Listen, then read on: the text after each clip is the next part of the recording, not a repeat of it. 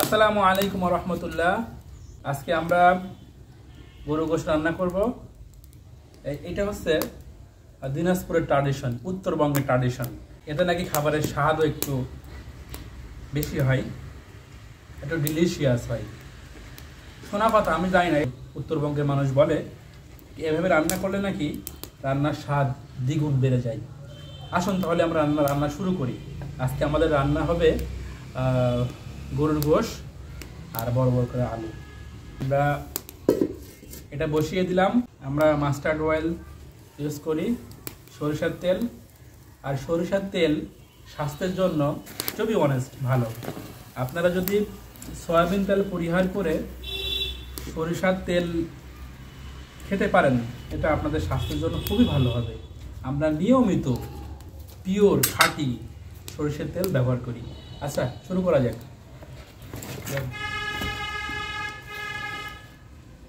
আমরা পেঁয়াজ কুচি করে রেখেছি, সুন্দর করে বড় বড় সাইজের পেঁয়াজ কুচি। এটা আমরা এখন দিয়ে দেবো এর ভিতরে।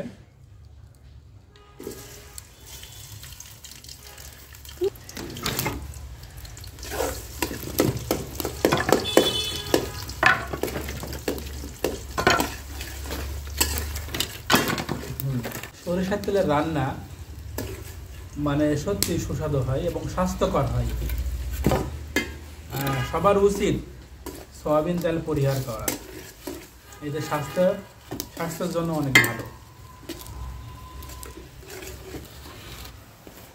আমরা এখন এর ভিতরে হচ্ছে রসুন বাটা, আদা বাটা, এই সব একসাথে করেছিলাম, সেটা এখন দিয়ে দিচ্ছি।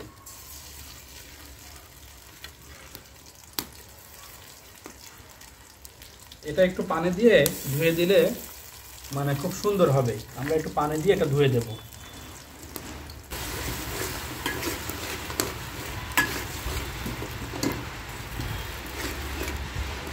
এবার আমরা মশলা দেওয়া শুরু করব।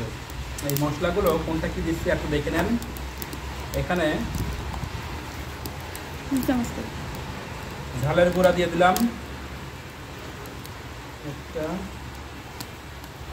আরো দাও ছিল। এটা হচ্ছে জিরার গুঁড়া,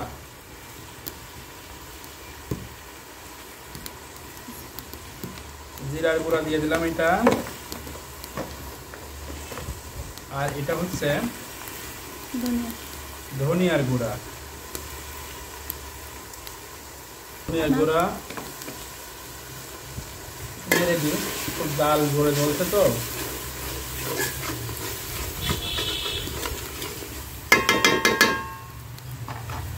আর এটা হচ্ছে হলুদের গুঁড়া। সবকিছু দিয়ে দিলাম।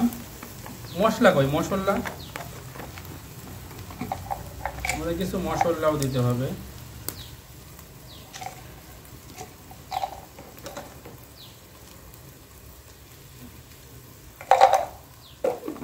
আরো পুড়ে যাবে,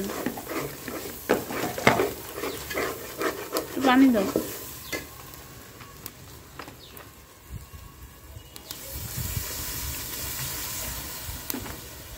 একটু পানি দিয়ে দিলাম।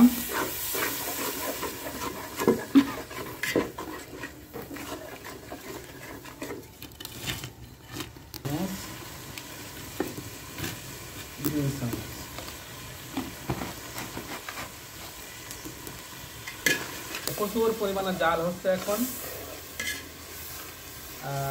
আর আমরা মাটির চুলায় রান্না করছি, মানে এটা হচ্ছে একটা মানসিক শান্তির জন্য মাটির চুলায় রান্না করা। এটা আমরা সপ্তাহে শুক্রবার একদিন করে থাকি, বাদ বাকি গ্যাসের চুলায় রান্না হয়। এই যে আমাদের গরুর মাংস, এটা আমরা গরুর একেবারে সলিড মাংস কিনেছি বাজার থেকে। সেই মাংসটা এখন আমরা দিয়ে দেব।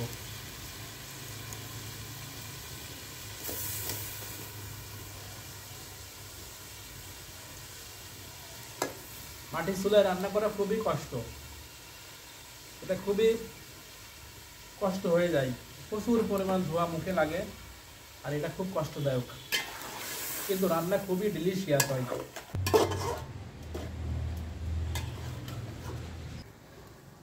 মাটির চুলায় তো অনেক ডিলিশিয়াস হবে আশা করা যায়।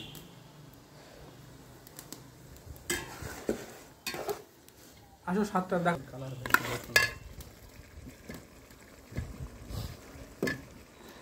রান্নাবান্না শেষ হয়ে গেল আমাদের ইনশাআল্লাহ। গরুর গোশ,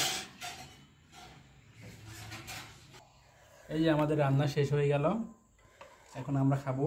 আর তরকারির কালারটা খুব সুন্দর হয়েছে। আমার ধরো এই যে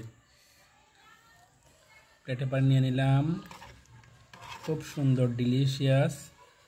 আর আলুগুলো অনেক বড় বড় করে দেওয়া হয়েছিল, দেখছেন এই যে। আর আমরা আজকে বাইরেই খাচ্ছি, বাইরেই খাওয়া দাওয়া হবে। গরুর গোশ,